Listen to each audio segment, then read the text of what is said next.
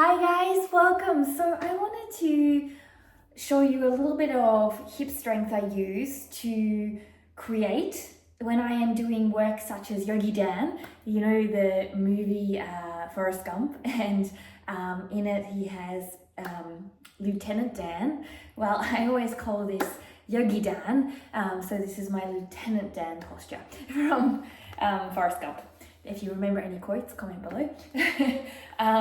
I really love that movie. So now when I usually start, my hip flexibility over 11 years has developed, so I can sit here in this position quite comfortably after a little bit, right? And I can start in it with a little bit of resistance. Now, a lot of people can't start in this type of posture, so don't be at all disheartened if you're one of those people. The options would be that I would take 1 foot out and 1 foot down, and this will look like this. Make sure that you flex your ankle. But this doesn't automatically look like this as well for a lot of people. So then I would put a block under my bottom. So I would raise myself up to be able to make sure I have straight posture, because a lot of what happens is some people can't even sit like this in forward fold. I had a friend in high school and she would just be like this. And we would do the sit and reach, and there was just no possibility to reach those toes.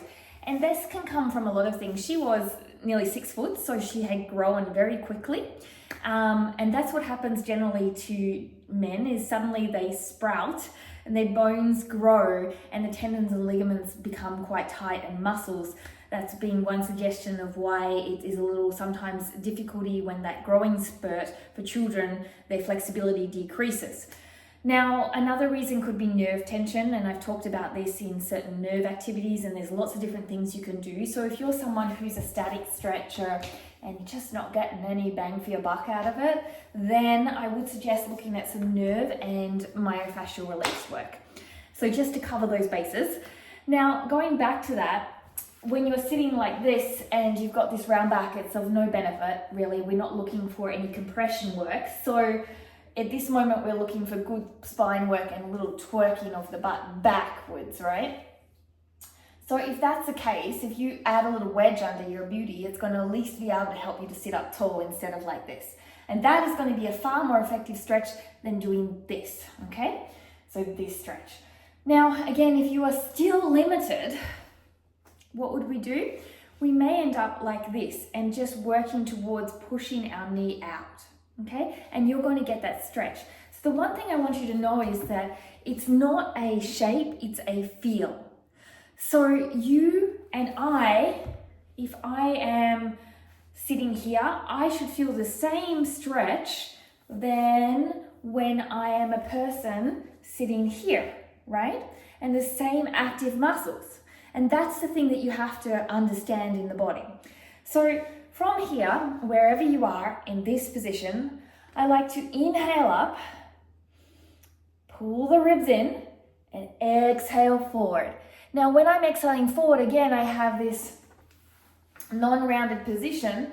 So if you don't have the strength or the capability of flexibility, we sit up here and we work at sitting up tall and pushing forward like this in whatever leg position you have. Then from there, what I would like to do is to take it to the side. I'm going to rotate in a nice little rainbow, somewhere over the rainbow. My arm's going to stretch over and rotate from the belly button. It's a nice rotation, and you might stay here. Now, some of you might be just here. And as you get more and more flexible, you crawl it out until eventually you may be able to sink down here. Now, the aim is not to let that knee come up. So both butt cheeks must stay glued to the ground. No distance between them. They're partnering the ground. And you're going to feel this wonderful side body stretch through here. Okay, so wherever you are, creeping. Now, if I went back to the person that was sitting here and like this, here. Okay, so finally, you'll do all of this on both sides. I like to then bring this foot forward and come down. I'd like to think about pushing this leg out, okay?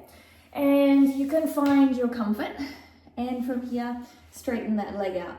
Now again, this might have to wiggle, wiggle, wiggle, wiggle, wiggle, wiggle, wiggle, wiggle, wiggle, all the way back, and you may be here. Or you can wiggle, wiggle, wiggle, wiggle, wiggle, all the way forward. Maybe I'm the Muppets. Yep, yep, yep, yep, And I'm pushing that out. And then I'm engaging the side, and I'm lifting through the inner thigh, and also I'm engaging here in the side body. Inhaling, exhaling, creating lovely inner thigh strength. And so from there, if you have a little bit more advanced practice, this is only for those that feel comfortable. I then like to say hi to this foot, and instead of doing telephone, ringing for help because your leg is stuck, we're going to put our foot onto our elbow if we have the capability, or here. We're going to still think about squeezing that glute. So when I'm doing this, I'm just going to spin around.